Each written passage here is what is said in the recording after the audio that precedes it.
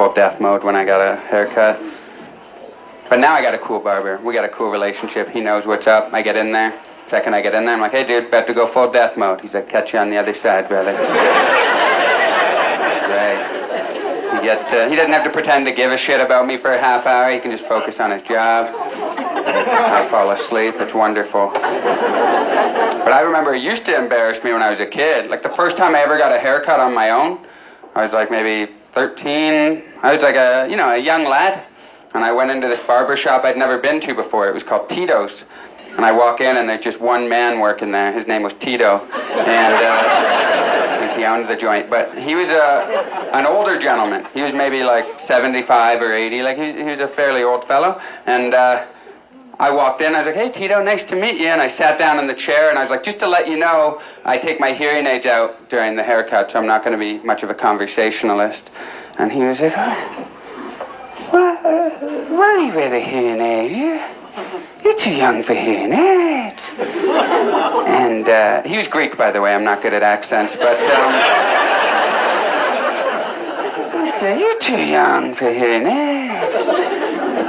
And I said, no, I'm not. I've had them since I was very young, so I'm not too young for hearing aids. And he just could not wrap his brain around the fact that young people have hearing aids. I could tell because during the haircut, twice, while he was cutting my hair, he leaned into my ear and said, can you hear me now?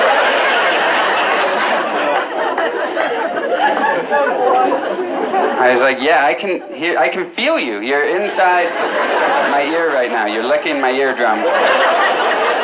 Damn weirdo. Who does that? Like, you think I was faking it? Like, the haircut ended, I put my hearing aid back, and I was like, what the hell was that, Tito? Like, I wear hearing aids. He was like, yeah, you're too young for the hearing aids. And I was like, no, I'm not. I've had them since I was 4. I'm not too young.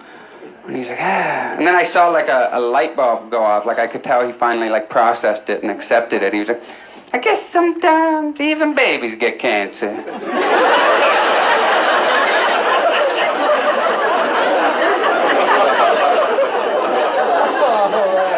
I was like, I guess so.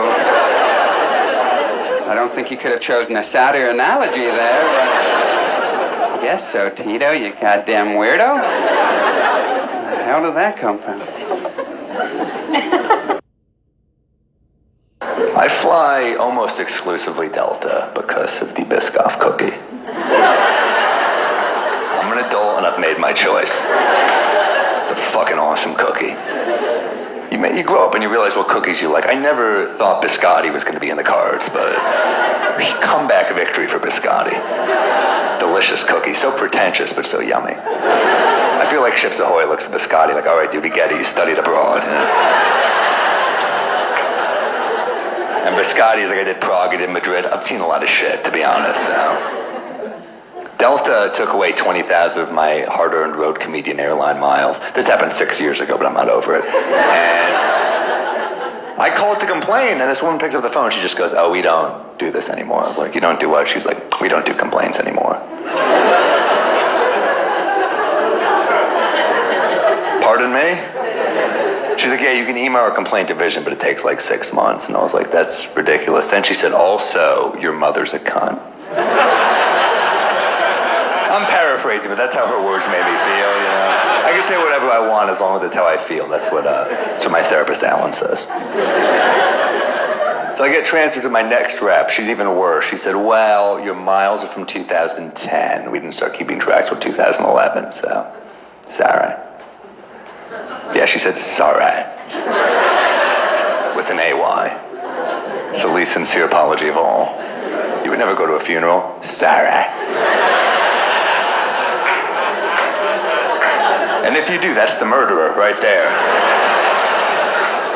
Sorry for your loss.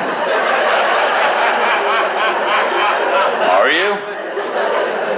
So I said, this isn't fair. She said, well, I don't know what to tell you. I said, I feel like you're being kind of condescending. She said, oh, am I? Yeah, you're talking down to me. She said, oh, well.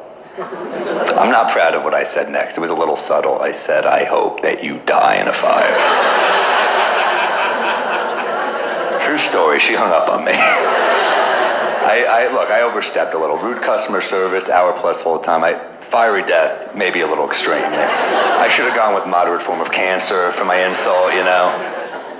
You guys can pull back here, but I'm going to power through because I believe in myself. I'm talking treatable stage 1 cancer. And then she shows up at the hospital and they're like, there's nothing we can do. Your insurance ran out in 2010. So, sorry.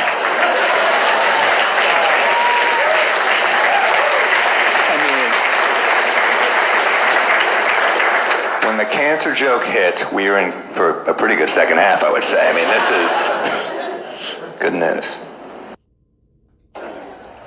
I don't like winter. Last week was awful. It's weird how quickly your perception can change.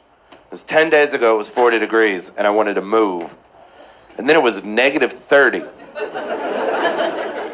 And now it's 40 degrees, I'm like, fucking, I don't even need a jacket.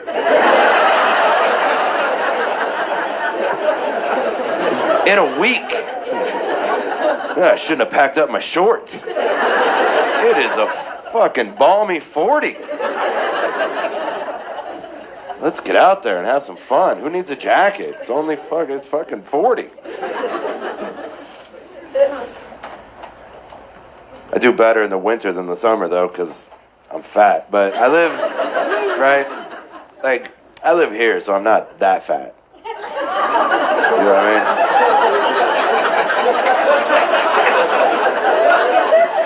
This is Ohio. You gotta be real fucking fat for anyone to notice.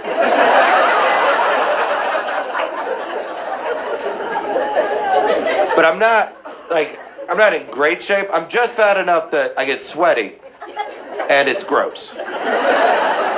Right? There's never if I'm sweaty, no one ever thinks I did something cool to get sweaty. No one's ever like, that guy probably just rescued someone. No, when I'm sweaty, I just look like I ordered the wrong wing sauce.